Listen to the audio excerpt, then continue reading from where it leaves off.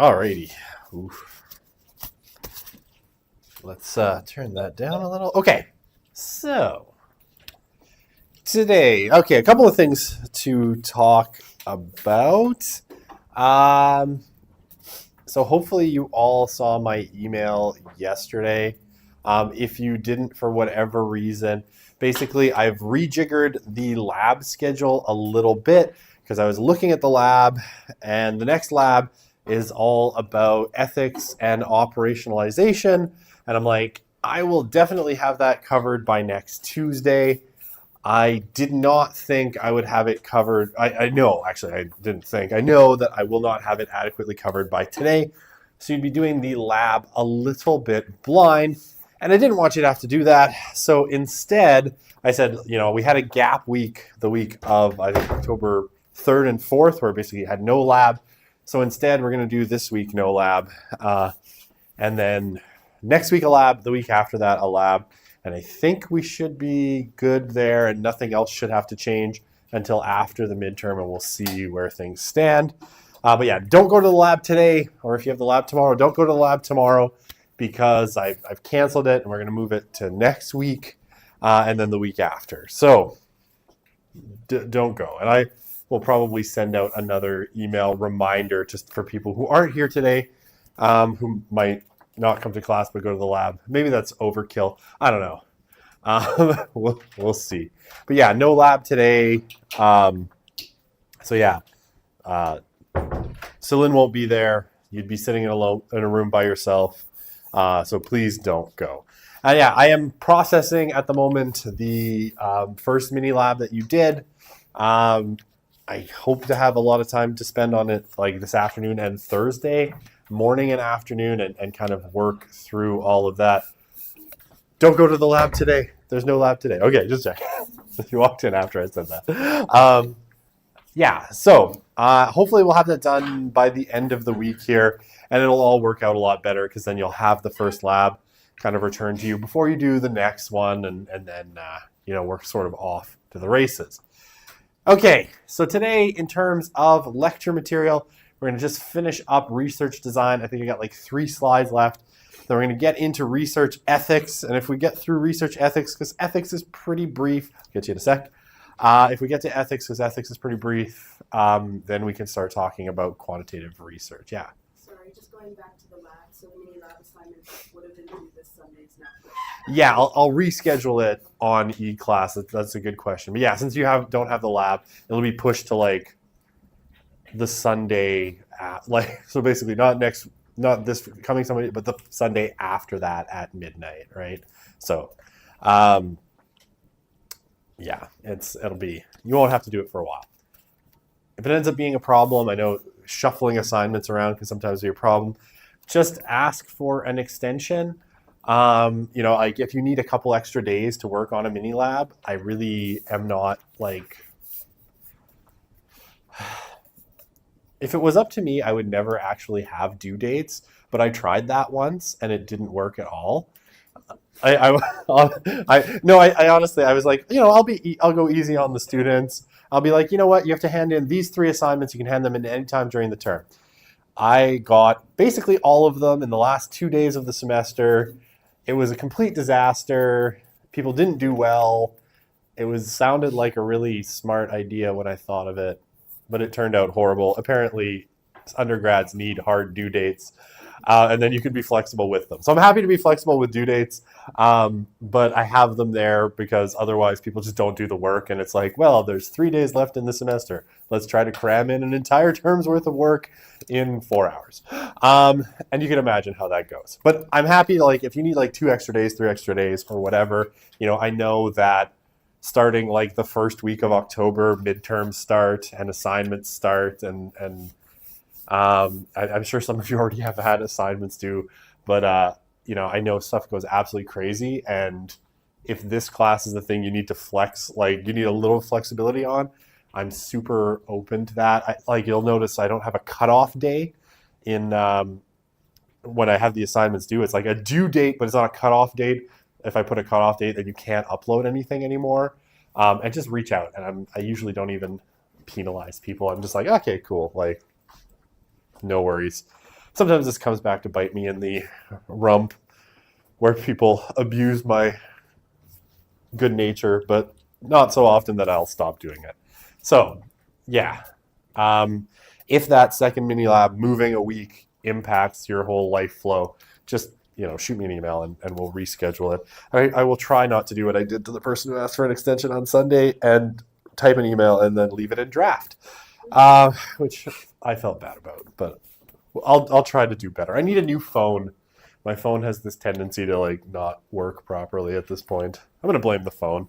It's almost 3 years old and it's dying, so I'm just trying to get it to its 3rd birthday. I don't know why, because I feel like it should last 3 years. Okay, so any questions before we kind of jump in to content for today?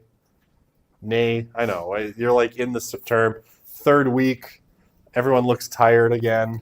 The excitement of the new semester has ebbed, or maybe it's because you're in social methods and you're like, well, it's a required course and I have to be here. Okay, so we ended off last time, right? We were talking about cross-sectional and longitudinal designs for studies, right? So cross-sectional being those kind of snapshot in time, and longitudinal designs being those that kind of, are stretched out over multiple years. Either, the panel study or the cohort study, right? So longitudinal, right? You can look at the same people and follow them over a period of time. And like I said, this can be, the timelines don't have to be decades. They can be shorter than that. And cohort studies where you try to sample people of a kind of similar age, right? It's a similar cohort, but at different times, right?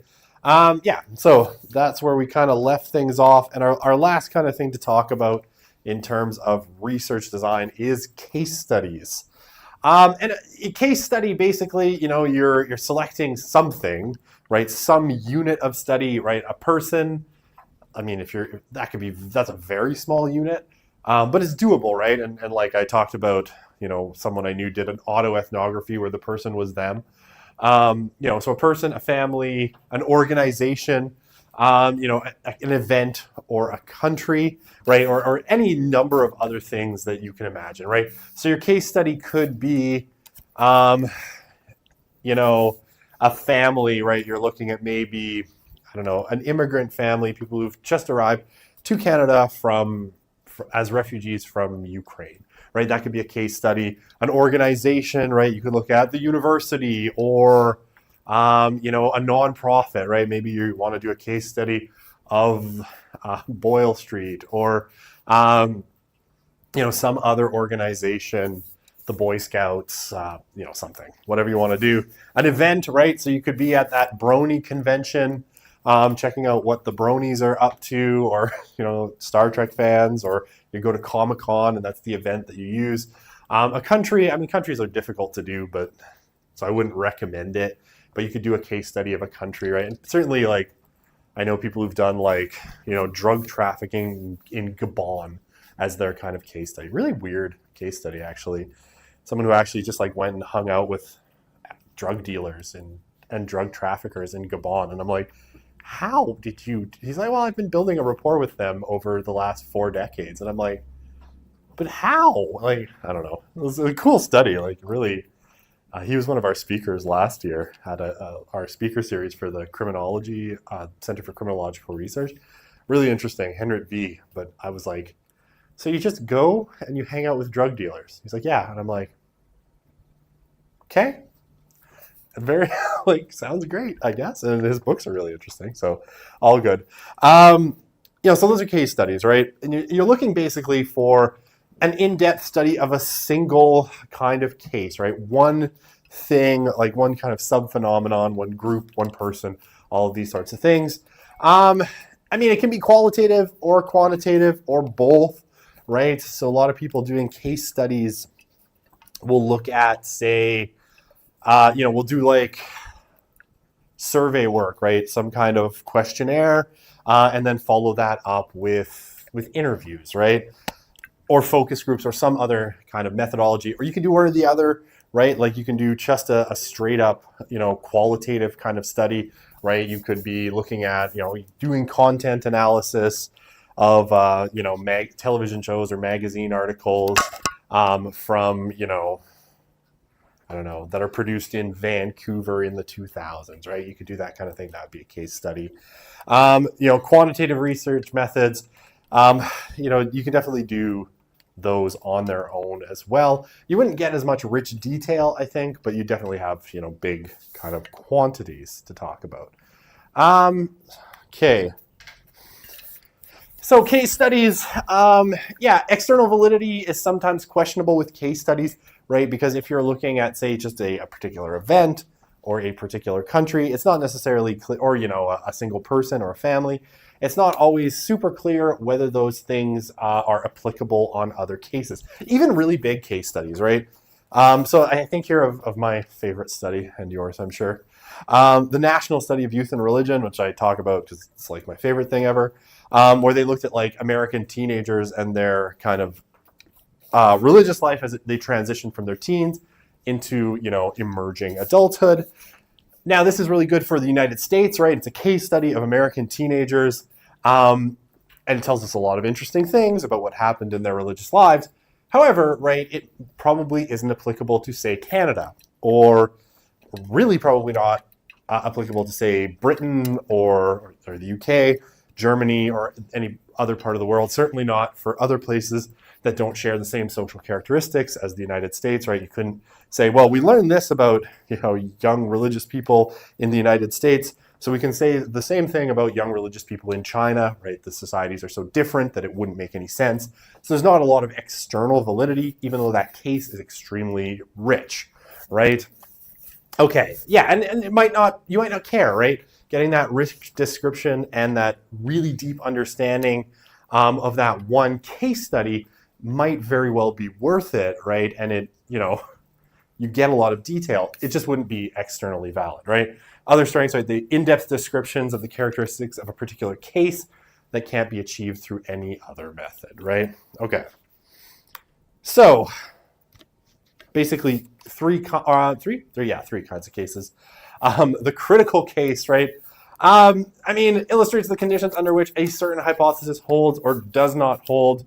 So basically, you could look at the example here, right? Looking at people for whom, like, let's say you wanted to look at, the effectiveness of cognitive behavioral therapy on suburban moms, right? And you could basically have, be like, okay, these are the cases in which CBT really works well. These are the cases in which it doesn't work, right? So you're looking at like specifics of like, which conditions, your hypothesis, whatever you come into or I guess if you're doing grounded theory, the hypothesis you develop as you gather data holds or doesn't hold, right? Okay, does that make sense? So basically, like, you're looking at, what conditions your hypothesis holds based on these case studies. The extreme case or unique case, unusual cases that help understand more common ones, right? That's a funny example. Studying the life of a person who's been married 7 times helps researchers understand more common marriage patterns. I actually don't know that that's true, but okay. Maybe at this point in history, maybe studying the person who's been married once would be a better kind of extreme example. I don't know. But right, you would look at something that's kind of an edge case, right? Like, let me think. Other ones like, look at something like men who date like multiple women to look at kind of dating patterns, right? Like, see what the like most successful kind of daters in society have that's attractive to female partners, right? You could potentially look at that, right? And take like, this guy dates 8 women at once. Sounds exhausting. I could bear. No, that sounds horrible. 1 was always enough for me. A lot of things to think about. I can't imagine polygamy. I'm just like, oh my God, 1 wife, 3 kids. I can't imagine having 3 wives, 12 kids. That sounds horrible. That's like too many things to keep track of. Sorry, fundamentalist Mormons. I'm sure there's none in this room. But right, you take like unusual cases, right? The super successful, or like, oh, take the super successful kind of business person, as a trying to understand what things makes someone successful in business in general, right? So you're going to take like that edge case that's super like, on the edge of that Pareto kind of curve, and kind of take that and try to apply the lessons from that. Okay. The revelatory case, the case or context that's never been studied before. Typically, this happens when you have some kind of archival or new information kind of released, right? So, or something that's kind of exceptional, right? Something that you've never kind of seen before. The example here is a good one, right? Historical figures, when maybe documents are declassified or their personal archives are released, right? Then you can get an in-depth look. Sometimes something like a personal journal or their notes might be discovered after years, right, by their estate, and then you can look at that particular case in a new way, right, studying something. So I mean, this happens a lot with political figures, right? After a while, something gets declassified by the government or an archive gets released. This happens sometimes with American presidents when their presidential libraries are finally kind of created, right? A lot of documents get released and then researchers can kind of rush in and see what was happening with that person. Okay, does all that make sense? Yay. Okay. So I won't read through all of this because, you're more than capable of reading it. It's just kind of a quick kind of, I guess, a cheat guide here for the different kinds of ways that you can look at, these kinds of studies and what they look at quantitatively and qualitatively. So as you're thinking of, your own research design for your proposal that you're writing as the major lab, this is a handy little cheat. Okay. That is that. 17 minutes. We're done. Go home. No, I'm kidding. I have more. Okay. Let's talk about research ethics. Oh, research ethics. Everyone's least favorite topic, especially researchers when they're constrained by it. Okay. So yeah, next topic is kind of research ethics. And, one of the things you'll see on the major lab is that you have to provide a letter of consent, which is basically part of this research ethics process. So we'll kind of dig into research ethics, what it means, why we do it, and all sorts of things like that. And then, hopefully you'll have a good sense for next week of how to, put that in. Okay, so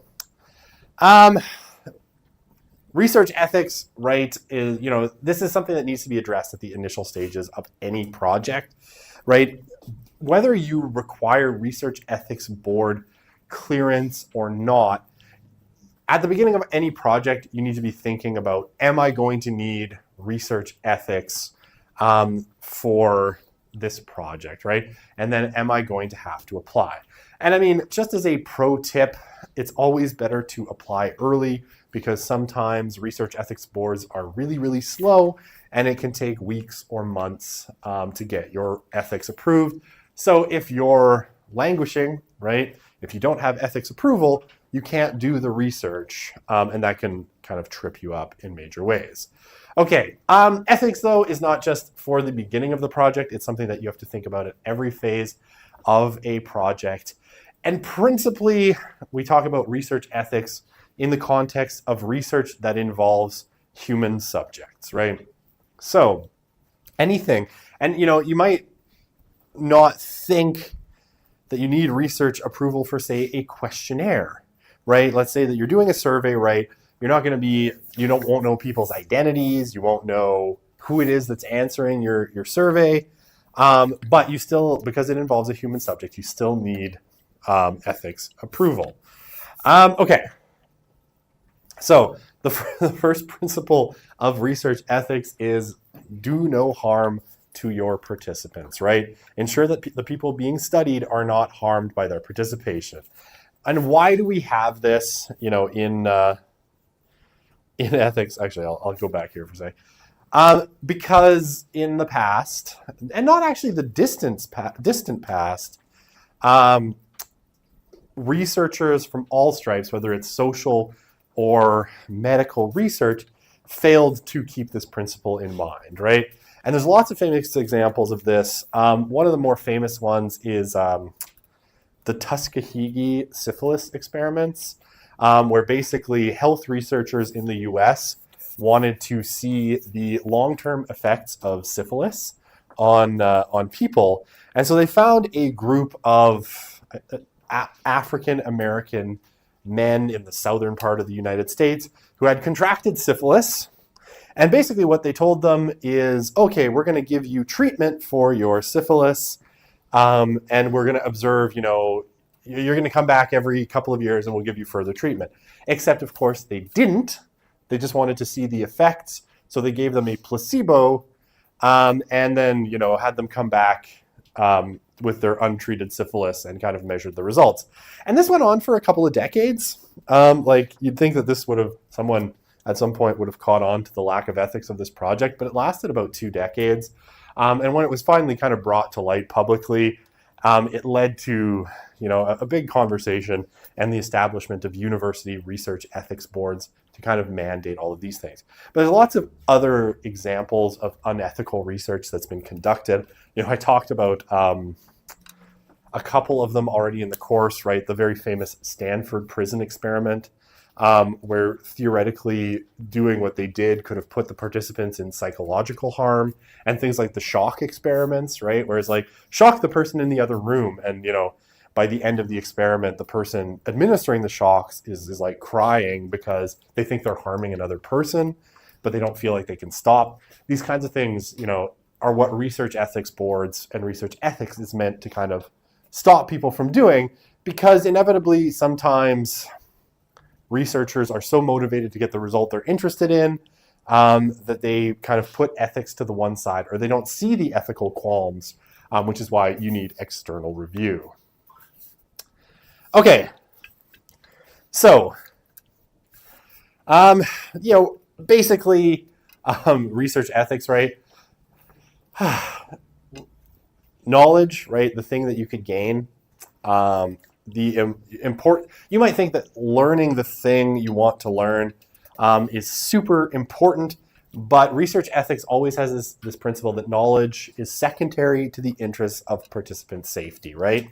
We don't want to gain knowledge at the expense of human beings being harmed, right? So you can't be like, the knowledge is worth it, because that's of secondary value to participant safety, right? That's a secondary interest. Risk assessment, right? Key feature of all research, right, is thinking through, is there a risk to the participants, right? And if so, what is it?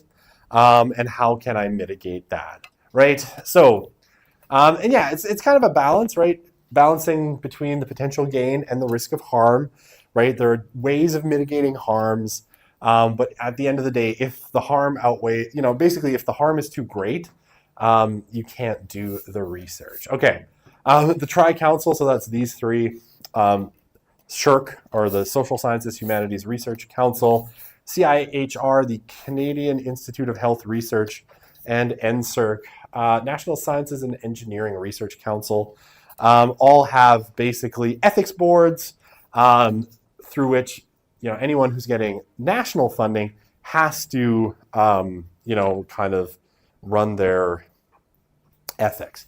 Now, basically, in order for a university in Canada to have access to Tri-Council funding, they have to have a research ethics board that basically aligns with the Tri-Council policy statements on research ethics. And yeah, approval can be long, it can be short. My boss got her approval in 3 days. I don't know how that happened. And I've had to wait as long as 2 months to get research ethics approval. And I've had to go back, I've had sort of back and forths with the research ethics boards where, I put my research ethics proposal to them. They send it back to me with questions. And they're like, okay, how are you going to address this, this, and this? And then you're like, okay, well, this is how I'm going to address it.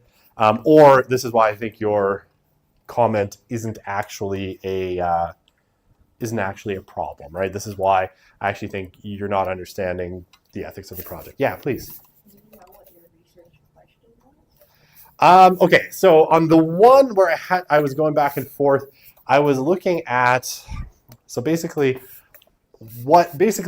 what political conditions lead to the creation of certain kinds of television content in the Russian Federation, and I was interviewing TV executives and producers in Russia. The ethics board came back to me and was like, "Okay, well, you said that in your kind of proposal that people have been killed in Russia for basically speaking out against the government. Are you putting your participants at risk?" And I was like, "Well, I don't think so, because they're all high level executives, right? And if they don't want to talk to me, they'll just tell me to go fuck myself," essentially, which is what several of them did. They agreed to interviews, and then later on were like, "Yeah, no, I don't think so, and I don't want to," but they just didn't understand the political context, right? Other times it's like, my boss's research, how she got it through in 3 days, I have no idea. Interviewing incarcerated people, how are you going to mitigate the potential harms to them? Well, because you're just sitting in a private interview, you anonymize their names, right? You make sure that no one knows who they are, right? So we never name anyone. It's just prisoner A72653, because we give them a unique identifier number that we know but no one else does, and all this sort of stuff. But that answer your question? Okay.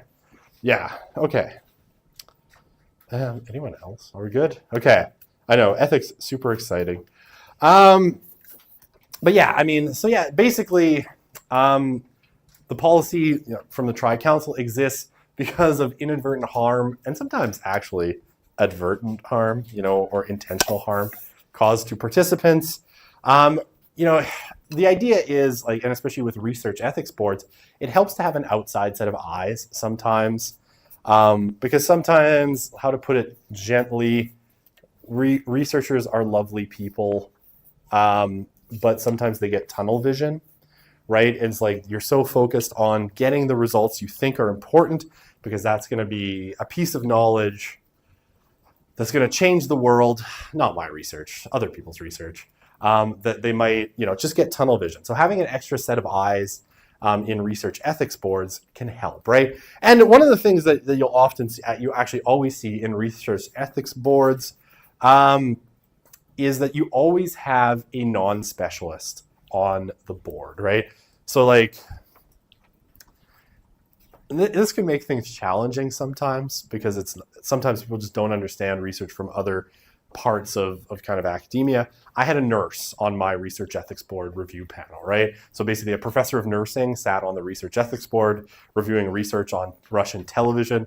And so you can see where, maybe I have no idea who made the comment. I just know who was on the research board, but it was to have that external pair of eyes, because sometimes even social scientists might see something in one way, but bring in someone who's in medicine, they might see things another way, and they might be able to more clearly see the harms that you might expose people to, right? So, basically, research ethics boards are made so that someone, and I think that's 4 members or 5 members on the research ethics board have to review your research. And basically, they're there to give you an extra 5 extra sets of eyes to say, okay, you thought of all the potential risks, or you haven't, and these things, right? Okay. And all Canadian research requires, okay, so this is actually, it's not. All Canadian research that deals with human participants requires research ethics board approval, right? If you were doing something like, I don't know, if you know Richard Westerman, right? He does all of his work. He's our theory guy, or one of them in the department. He just works with social theory, right? So he's talking about philosophers that seem like they've been dead for 1,000 years. Maybe they're still alive. Who knows? But he's writing about theories, right? He typically will not need research ethics board approval, because he's not dealing with actual people. The second he talks to a human being, and intends to include that in his in his work, then he needs research ethics board approval. Okay. Yeah, you have to obtain it before people are approached to be participants, right? You can't do these things retroactively, right? So you can't, how to put this? Let's say that you were doing something, a research project, and a really great person to interview just kind of falls into your lap, right? I don't know, you meet someone at a conference and they're like, man, you should really talk to my friend Steve. He's the perfect person for your research project. He's right over there. Let's go talk to him and we can set. No, you can't do it because if you don't already have research ethics board approval, like you're at the beginning of the project, you haven't applied for ethics, you couldn't actually go and talk to Steve and then retroactively include him because you wouldn't have already considered, what you needed to do, right? What the risks were to Steve. So it's a proactive process, and you can be sanctioned for including stuff if you cheated and someone found out, like you could be sanctioned. Like you could be, if you're a grad student, you'd be kicked out of your grad program, kicked out of the university, and all sorts of other sanctions if you violate research ethics, right? You may not begin, not big letters, begin your research until you've obtained full ethics clearance from your institution, right?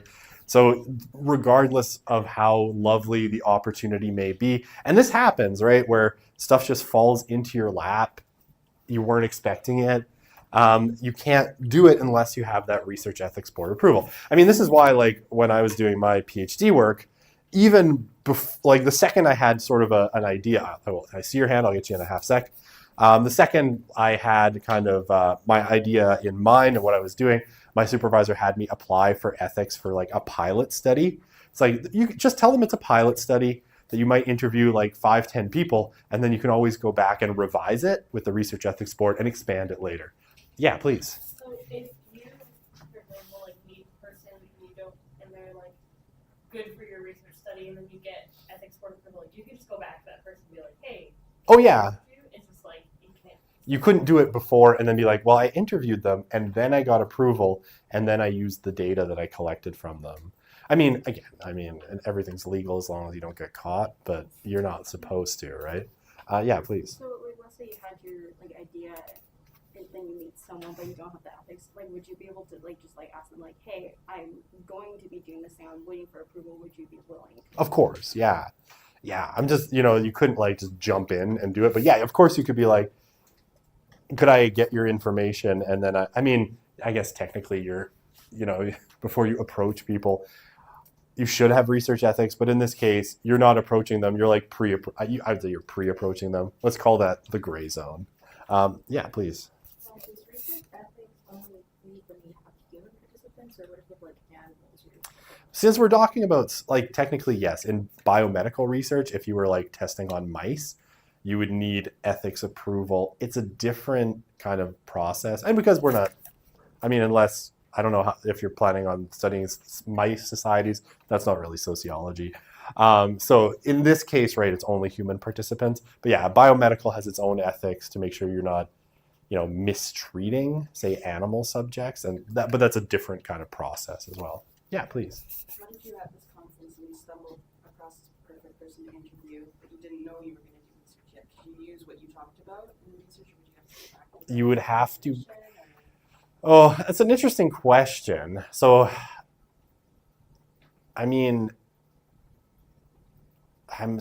yeah. Theoretically, anything you had kind of said, they had said to you in like a casual conversation, I would think would be considered, say, in journalistic terms, off the record, right? Because you hadn't sort of formally initiated a process to be like, oh, I'm going to use this maybe in my research. Because we'll get to that in a sec, one of the principles of ethics is that they have to agree to participate.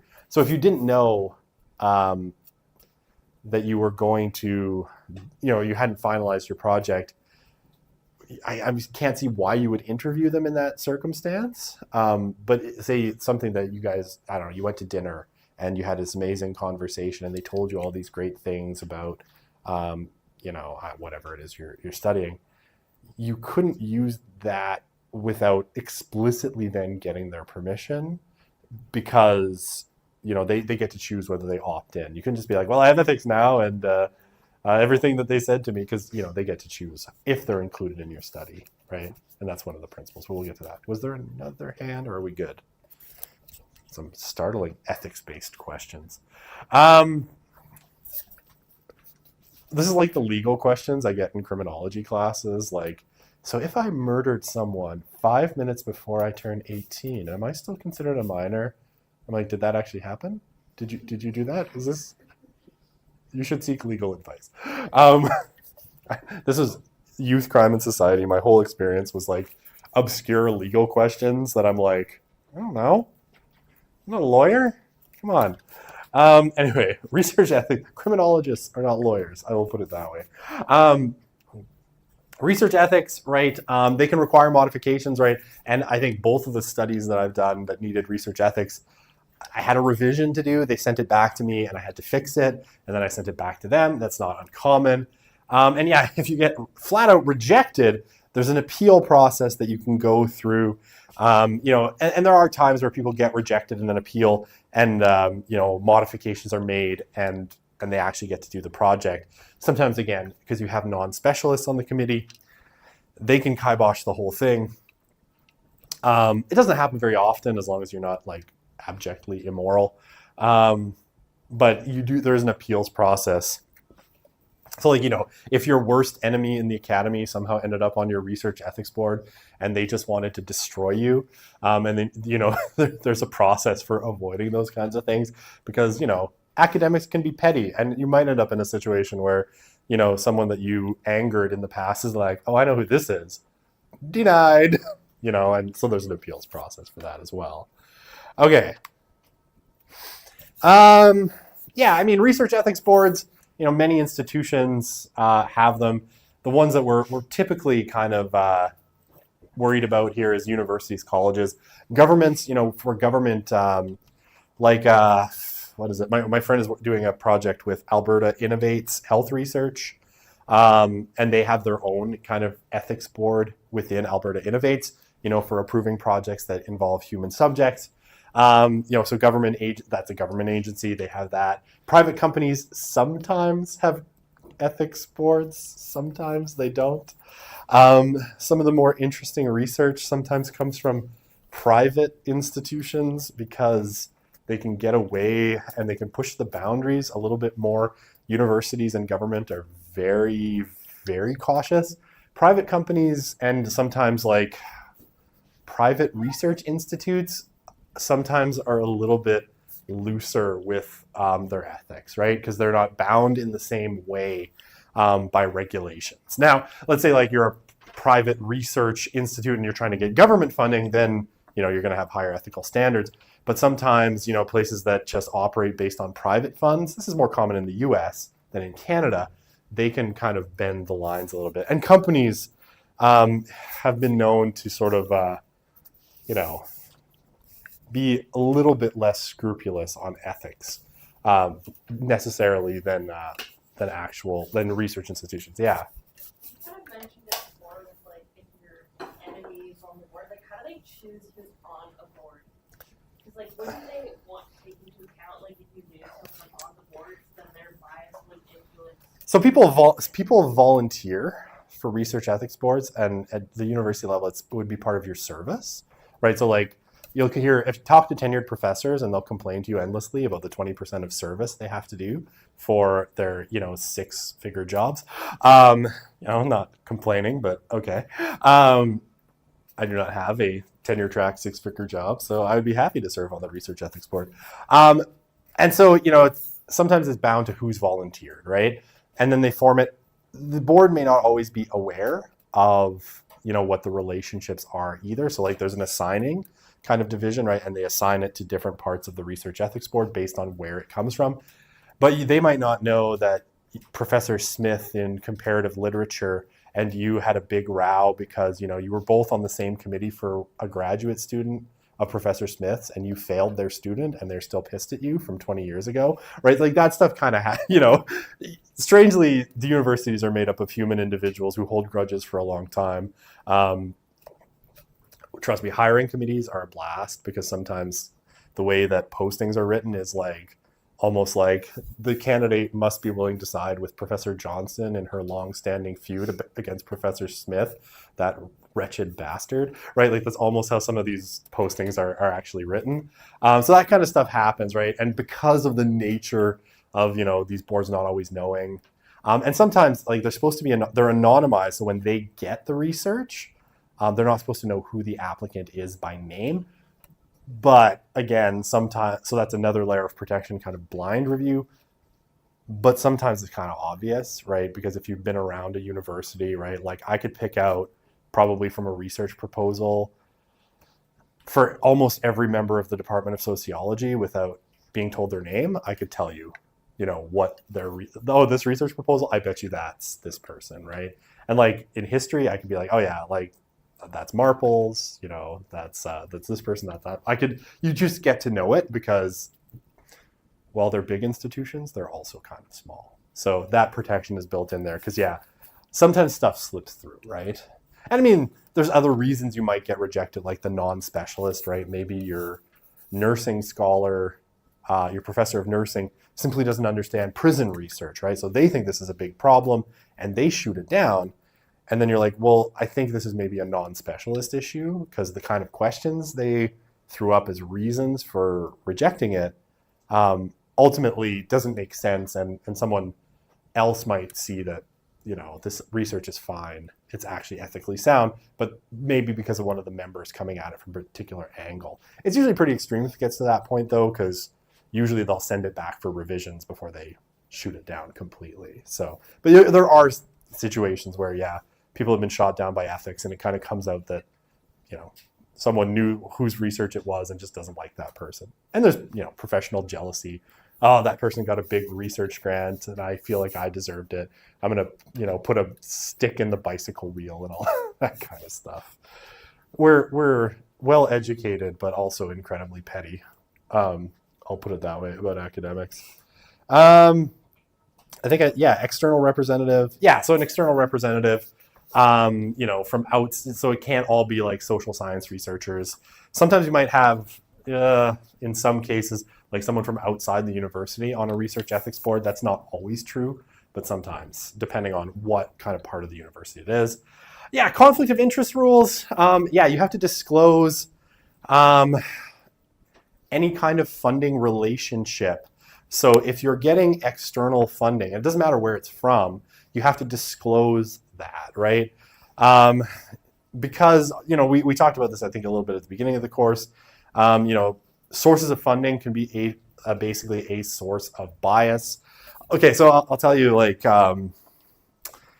one of the research projects that I did that was funded, it was basically like religious research. I was looking at kind of basically like opinions of Catholic agencies in Edmonton, and basically who are kind of Edmonton Catholics, and who volunteers and who donates to Catholic agencies.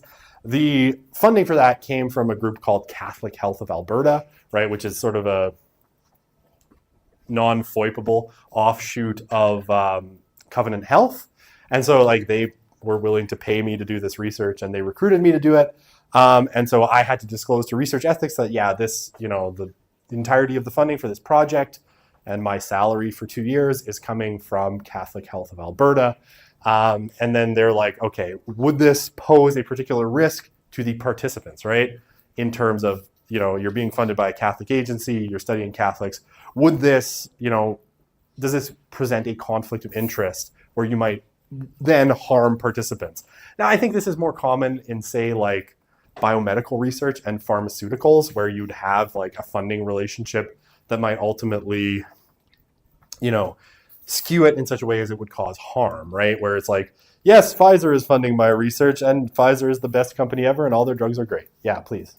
When they funded your research, did they say that you couldn't say anything negative? No, didn't say a thing. They just wanted data. They just wanted like raw data. Frankly, they had no idea. Like they didn't know who donates money. They didn't know what people think of them. Like they just wanted information. And so they were like, we need a researcher that knows how to do this. I had connections with St. Joe's College. They recruited me and they paid me. But yeah, they didn't care. They just wanted data. They never told me not to do anything. Although, frankly, they made it harder than it should have been to do the research. But then they gave me more money. So, I mean, basically we were going to distribute it through Catholic agencies and have them like say ask Catholic teachers to fill out this survey. And the Catholic schools said a big hearty no to that. They apparently didn't want to know that information. So then we had to go and get I had it done through Abacus data. And they did the surveys for us instead of an internal thing. It caused problems and it cost the funder $12,000 extra, which apparently they had lying around in a sack because it only took about 2 days for me to get $12,000 extra. But that's neither here nor there. But yeah, sorry, there's that. They didn't care what the Catholic Health of Alberta didn't care, but then some of their partner agencies threw up roadblocks and it ended up costing more money. But no, I mean, there are times where maybe they would be like, they did put, okay, I did have to agree. One of the conditions was I had to agree to a 2-year publication ban on the results. So and that just lapsed recently. So this is my next project. But yeah, I had to agree basically that I wouldn't publish the results in an academic journal for 2 years, right? So they wanted it embargoed because they didn't want it coming out right after. I don't know, they're weird. They were like, but people will know we're researching people. And I'm like, and?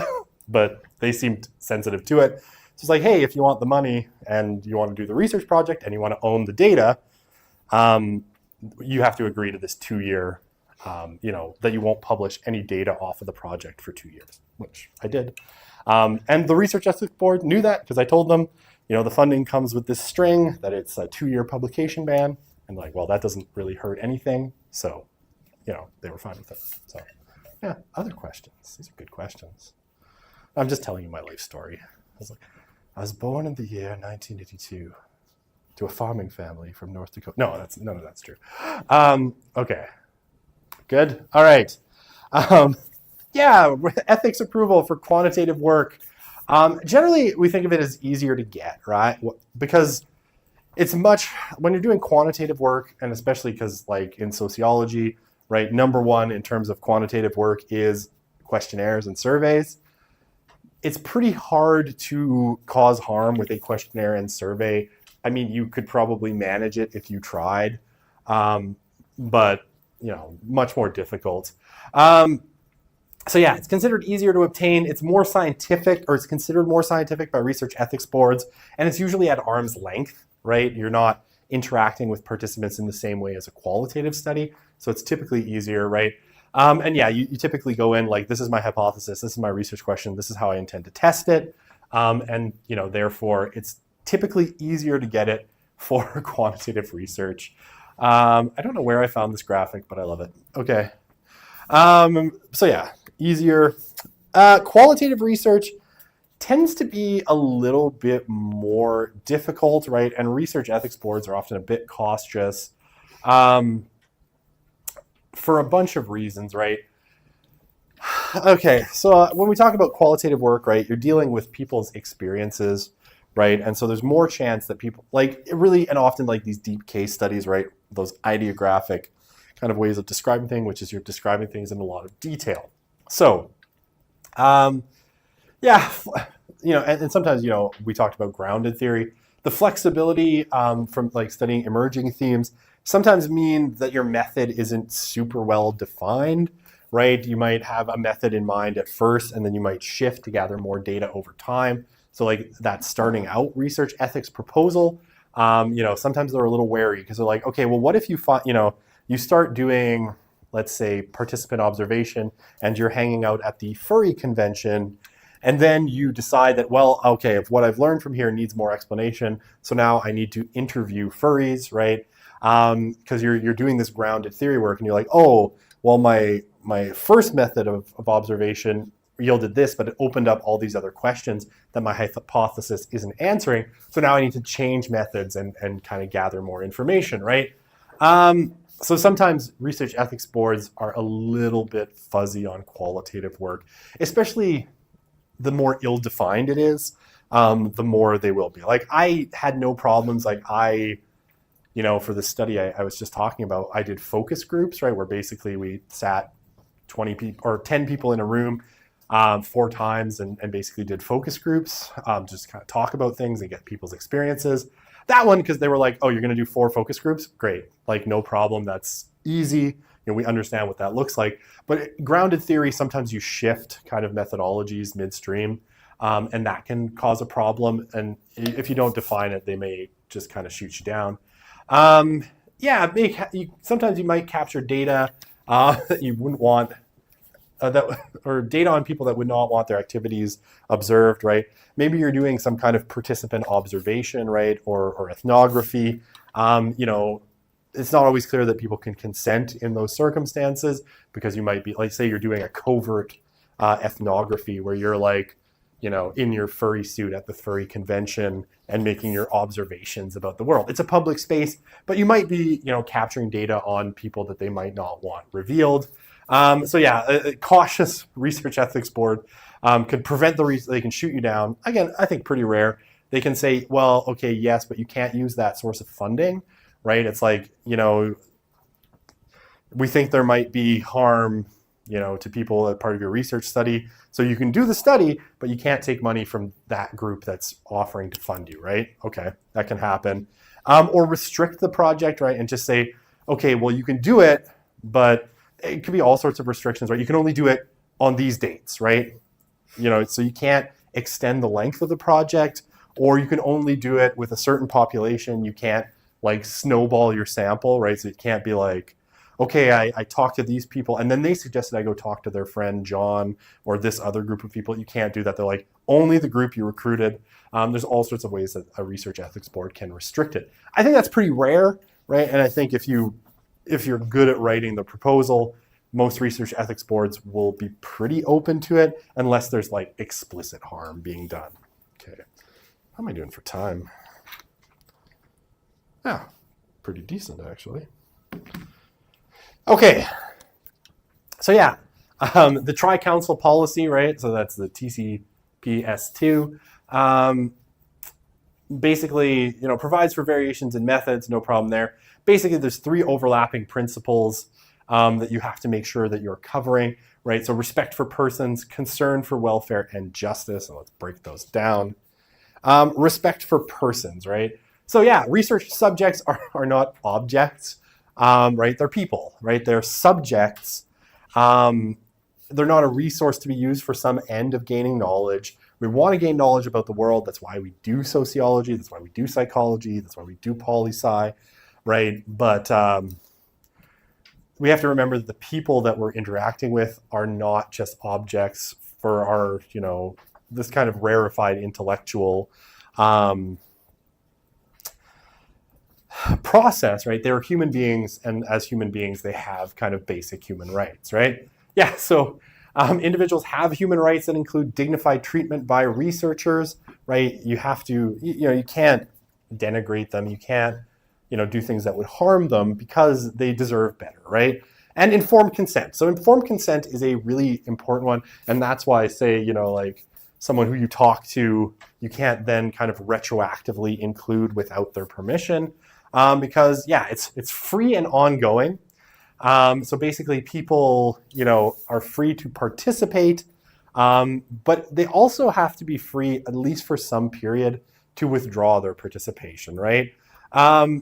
Necessary for researchers and participants to act as collaborators. The free and ongoing part is interesting, right? Because there's lots of different ways that this can kind of work, right? So people have to agree to participate, right?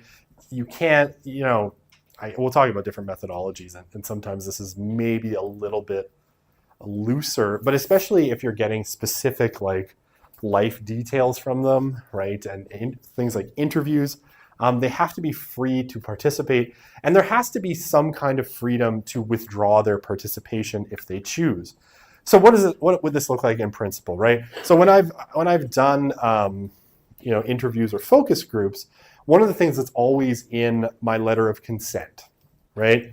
My information letter and letter of consent is that people, you're free to participate, right? There's no coercion here, right? You're free to leave anytime, right? If you're in an interview, they can end the interview anytime they want. They don't feel stuck. If they're in a focus group, right, they can leave anytime they want to, right? So they have the right to kind of withdraw from it at any point, right? They're not trapped. Even doing a survey, right? You'll typically be like, you're free to, I have always a line in my survey, kind of letters of information. You're free to terminate the survey at any time. And if you don't complete it, your information will not be used, right? You'll basically, that information you entered will be thrown in the junk bin, right? And that's how it goes. So yeah, if you don't complete the survey, your information is not used. The other thing that I've done, and I think this is pretty normal, is that people typically have a window, right?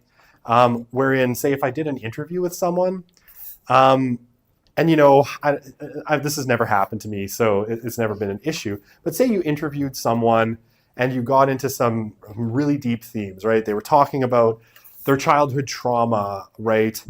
And like maybe you pushed a little too hard, right? You got into spaces that they end up feeling uncomfortable with later.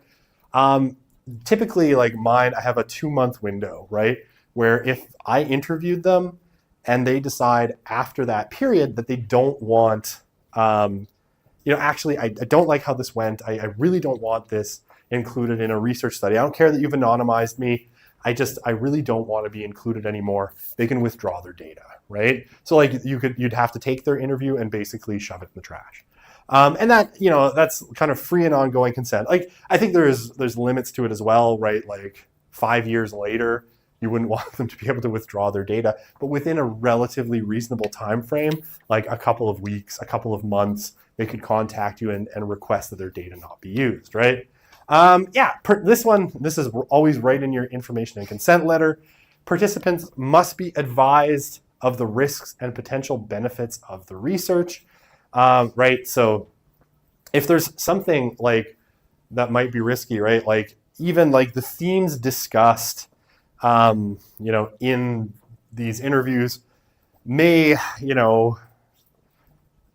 like trigger pre-existing traumas, right? Let's say you were interviewing Indigenous people about, say, residential schools or intergenerational trauma, right? You would want to include that in your kind of risk, right? It's like, this could be traumatizing, right? And you got to really think about this and like, what are the possible ways that this could harm someone, and really think about it deeply. Potential benefits, right? Like you would want to tell them as well, like what the study is going to be used for, like why it's important, right? Anything like that. You'd also, in here,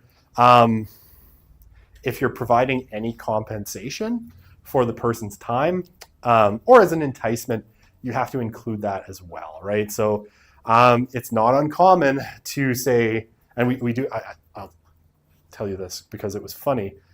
My boss, who's, great, was like, we have this extra pool of money that we need to spend before March 31st, and we're going to have all these interviews we're doing, so I need you to go buy $4,000 in $25 gift cards. Funny. You laugh. This was, so I learned many things about this. For one, Walmart will only let you purchase $1,000 of gift cards at a time. And after a certain point, going to enough Walmarts, you may end up, on a list that the police think you're laundering money.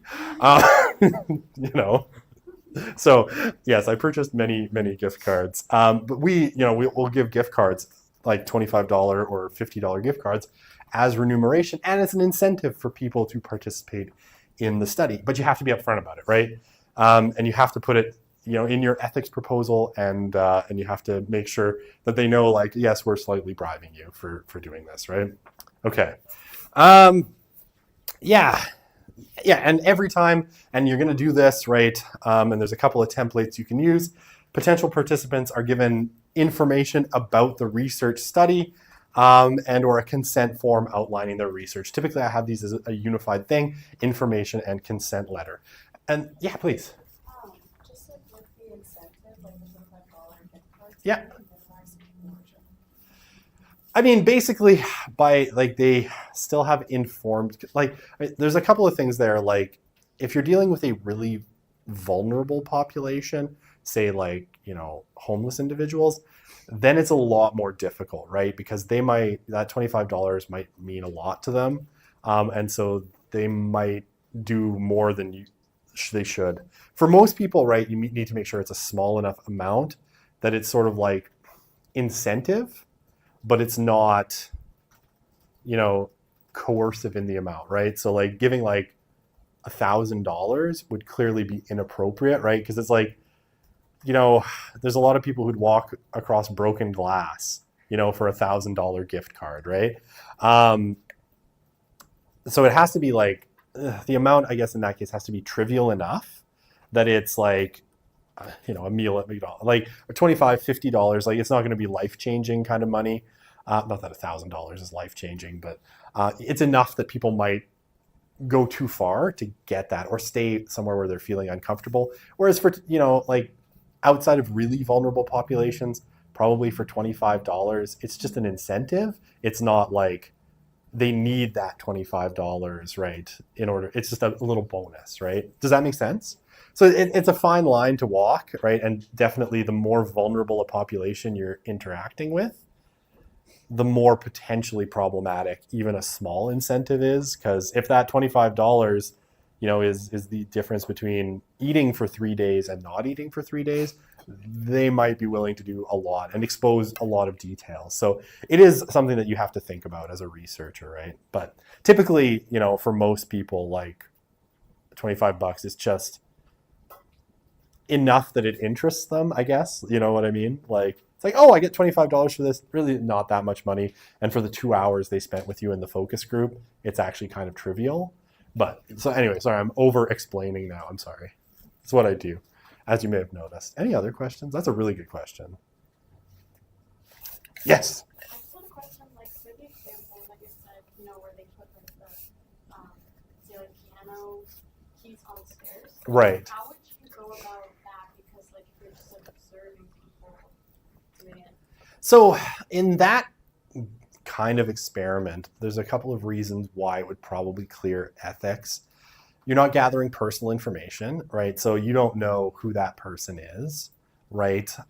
They're in a public space, right? So your behavior in a public space, you don't have a reasonable expectation of privacy, right? So if there's no reasonable expectation of like in a public park, right? And if you're observing people in a public park or even at like a fan convention, right, where they're in a public space, chances are there's no reasonable expectation of privacy, right? So they're not like anything you do in that space is public anyway. It just happens that you have a researcher observing it. So it's probably ethical. And yeah, as long as you're not, you don't have a way of identifying the people. But the second, you cross that line, right? Like, you're at the furry convention and you go from just observing to sitting down for dinner with a bunch of people, then you've kind of crossed a line where now, well, maybe they do have a reasonable expectation of this conversation at dinner is private, right? Does that make sense? These are great questions. So I taught this class online for a few years and nobody ever had good questions because it was all pre-recorded. Now you're making me like, this is like I said, this is like the crim classes where I got to be on my toes thinking of like looking up case law and, after class be like, okay. Anyone else? You're like, no, that's not my hand up. Okay, this is what a consent letter looks like, right? So this is one example. For the assignment, I think for the mini lab, for not this week, but next week, reminder, don't show up to the lab this week, there's none. I have a different example, which is a little bit simpler than this one. But basically, right, this is an example of a consent letter. You can use this as kind of a template as well, right? It's in the textbook also. If you want to use that, you don't like my template. But this is basically, how it works, right? So what do you have in a consent letter? The research project, right? So you have to explain the project. You tell them the name, you tell them the research project. Typically you tell them who you are, right, as well. Names of those in charge. If you're doing it as a graduate student, who is your kind of supervisor. In case they have concerns, they can reach out to your supervisor. The methods, so what are you doing? Like, what are you going to be asking them to do? Potential risks and benefits, easy. Affiliated institution and contact information. So you would typically need your contact information. Typically just an email address, but sometimes a phone number would be necessary as well. And then the contact information typically of the research ethics board, right? So if you look at the one that I've provided, I have the phone number and the email address for the Research Ethics Board already included in that one, because they should have, if they had concerns about you and the research you're doing, you provide them with like your pro number, which is your ethics approval number, and they could just be like, I have concerns about the study pro number 2475556, right, or whatever. They phone the Research Ethics Board, and then the Research Ethics Board gets in touch with you. So affiliated institution, typically you put the logo on, you put it on the letterhead. Assurance of confidentiality, right? So you tell them, that their information is going to be kept confidential. If you're doing interviews, right, you can give them some options. Like you can offer that they're able to, say, pick their own suit. You can use their name, or you can identify them only by kind of broad identifiers. So sometimes you'll be like, a 42-year-old student, from in the nursing program or something like that, right? You wouldn't give them a name. You'll just be like I had international format consultants for TV, and they were just like that's how I identified them through the study, an international format consultant, right? That was because that's how they told me they wanted to be identified. I had other people that are like a Russian TV executive, and that's all they wanted, right? So easy, right? They didn't want their name. They got to choose their own pseudonym. Sometimes you can be like, your information will be anonymized, right? So if you have a lot of people that you're interviewing, you might be like, your case will be assigned, or your interview will be assigned a random identifier number. So you might be, 4567, right? Or A4567. And then everything, the person we talked to, A4567, said this, and that's how you identify them. But yeah, some assurance of confidentiality, how you're going to protect their identity if they want it protected. Sometimes people don't care. Sometimes people are perfectly happy to have their name out there. How the data will be stored, which my friend Dorothy commonly refers to as the bullshit clause of the information and consent letter. Almost inevitably, you're like, your files will be kept in a locked office in a lock filing cabinet. Or like on a separate external encrypted drive, which she pointed out no one actually does. Typically, most people just keep it on their computer. I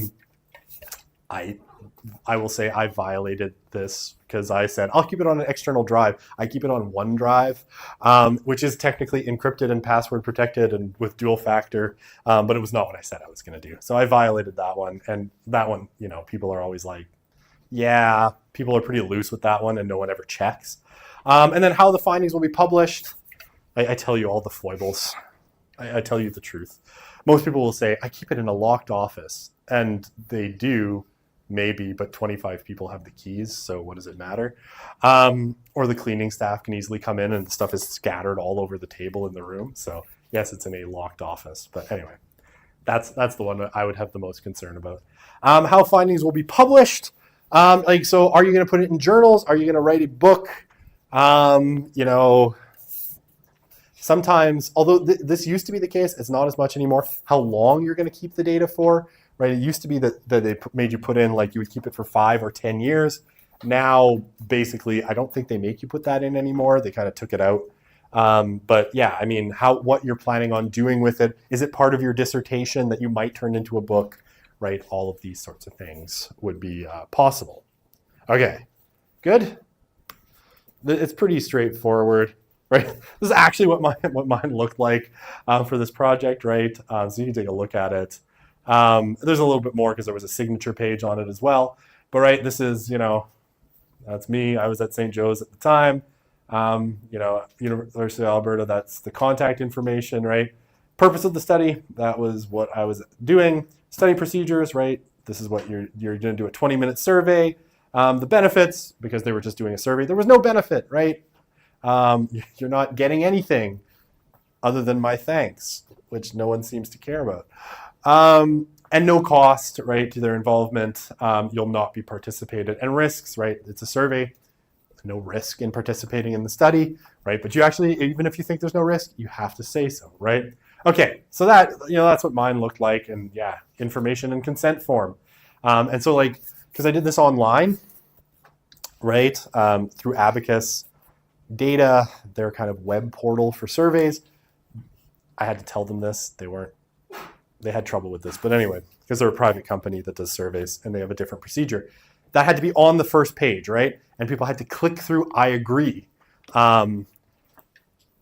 in order to continue, right? But they had to have this with the logo and all of this stuff on the first page of the survey because it was, part of ethics. Okay. Consent form is important because it mentions the ability to leave the study. I think I have it in here somewhere. It might be on the second page. I don't remember. Yeah, anyway, sorry, it's probably on the second page, but which I only could screenshot one page. But basically, yeah, like if they don't complete the survey, their data wouldn't be used. I think that's in the confidentiality section, right? So, what was I saying? Yeah, the ability to leave the study at any time, merged into one document with the letter of information, which is, what I do. They have to, prospective participants must have the ability to understand. So it has to be written in kind of, language that is comprehensible to the average person. And this is, honestly, to just avoid the thing where sometimes academics would write something so jargony that people don't know what they're consenting to, right? So it has to be in plain language that, a participant of kind of reasonable ability would be able to, and you should know your population, so you should know what that is, would be able to consent to reasonably. It has to be active rather than passive consent, right? So it can't just be,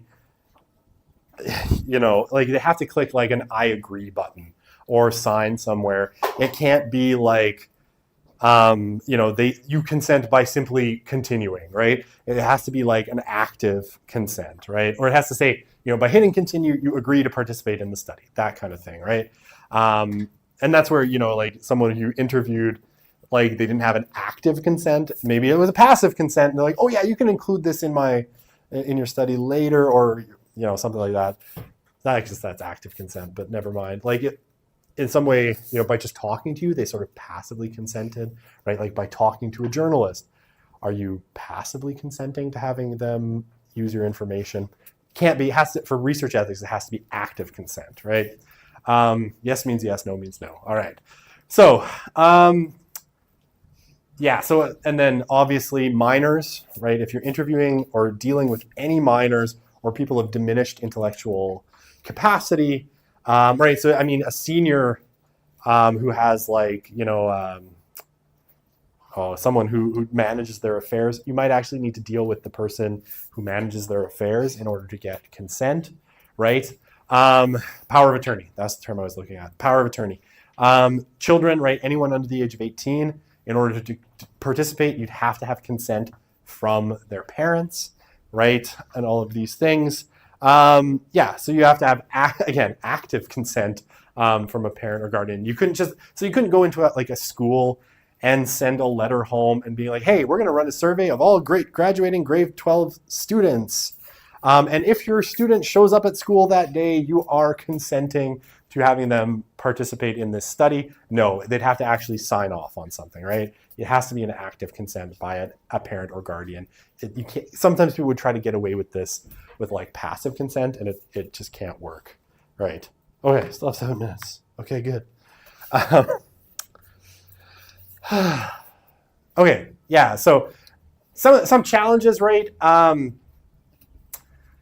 Sometimes difficult for prospective participants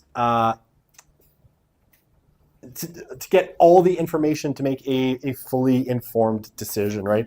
Especially with really complex studies, right? It can be hard for people to kind of really understand what's going on.